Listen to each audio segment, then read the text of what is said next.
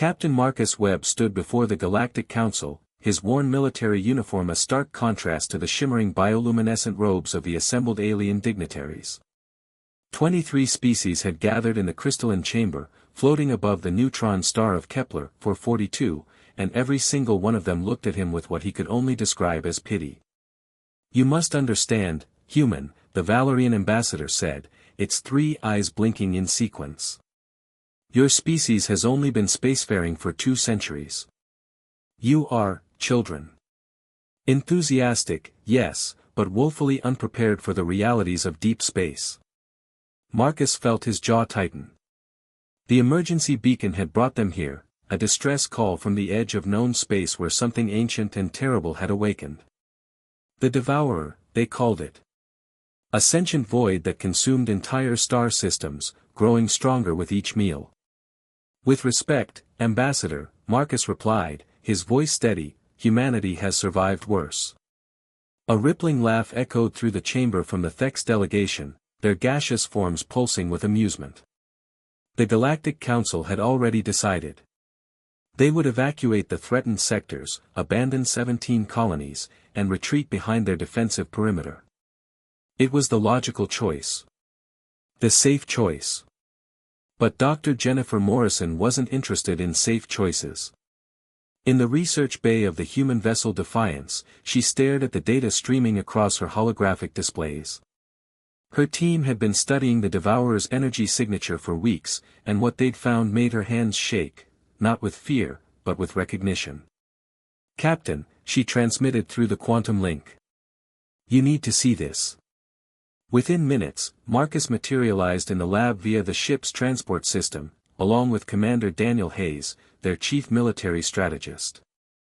"Talk to me, Jenny," Marcus said, using the nickname that bridged their years serving together. "The Devourer isn't alien, sir." Jennifer pulled up a 3-dimensional model of the entity's quantum structure. "At least, not entirely. Look at these mathematical signatures embedded in its code. These aren't just random patterns, they're human mathematics. Specifically, they're from the Riemann hypothesis, solved in 2087 by Dr. Margaret Sullivan." Daniel leaned forward, his scarred face creasing with confusion. "How is that possible? Sullivan died 300 years ago. This thing is supposedly millions of years old." "That's what the Council believes," Jennifer continued, her fingers dancing through the holographic data. "But they're wrong. They're all wrong. Every dating method they've used assumes linear time, but the Devourer exists partially outside our dimensional space. When I corrected for temporal distortion..."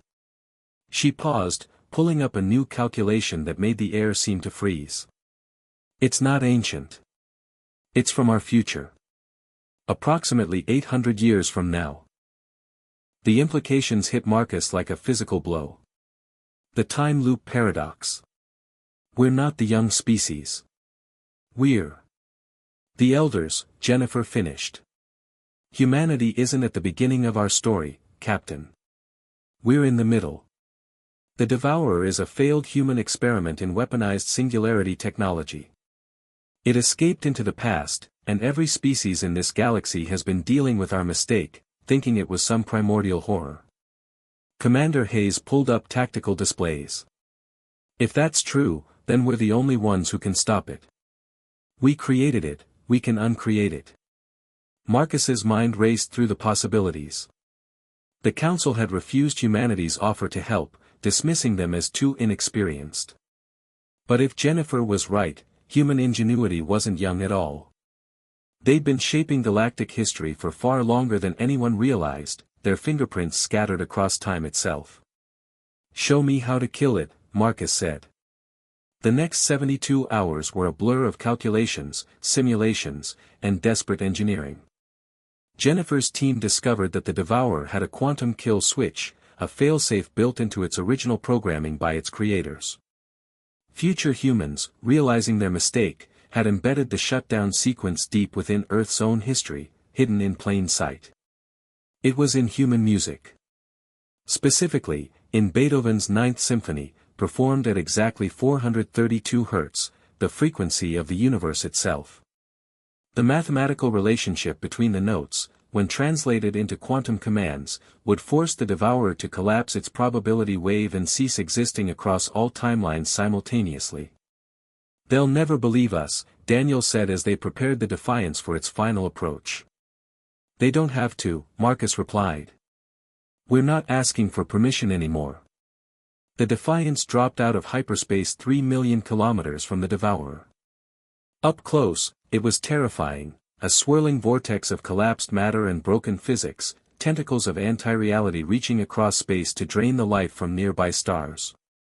Marcus opened a channel to the Council. "We're transmitting on all frequencies. If we fail, tell Earth that we tried. Tell them that humanity's legacy spans further than we ever imagined." The Valerian ambassador's voice crackled through.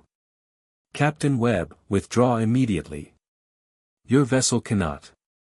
"Watch us," Marcus interrupted, and nodded to Jennifer. She initiated the sequence. From the Defiance's communication array, Beethoven's Ninth Symphony began broadcasting at precisely calibrated frequencies, augmented by quantum amplifiers that human engineers had designed instinctively, as if remembering something they'd always known. The effect was immediate. The Devourer convulsed, its impossible geometry beginning to unravel. Temporal echoes rippled backward and forward through time as the entity recognized its shutdown command, a message from its creators, transmitted through human culture itself. In its final moments before collapse, the Devourer transmitted one last burst of data. Jennifer caught it, tears streaming down her face as she read the message. "It's an apology," she whispered. "From humanity, 800 years in our future, to the galaxy we accidentally terrorized. And coordinates. Coordinates to dozens of other human artifacts scattered across time, technology we'll invent, hidden in Earth's past to help shape a better future." As the Devourer winked out of existence, the Galactic Council sat in stunned silence. The young species they'd pitted had just solved a problem that had plagued the galaxy for what they thought were eons. Marcus allowed himself a small smile. "Ambassador, humanity would still like to discuss our admission to the Council. We may be young, but as you've just seen, we've been elders all along. We just forgot." The silence that followed was finally broken by the Thek's delegate, its gaseous form pulsing with a new color, one that Jennifer's xenolinguistic database translated as respect. "Welcome," the Thek said, "to the true history of the galaxy. Welcome home, elders."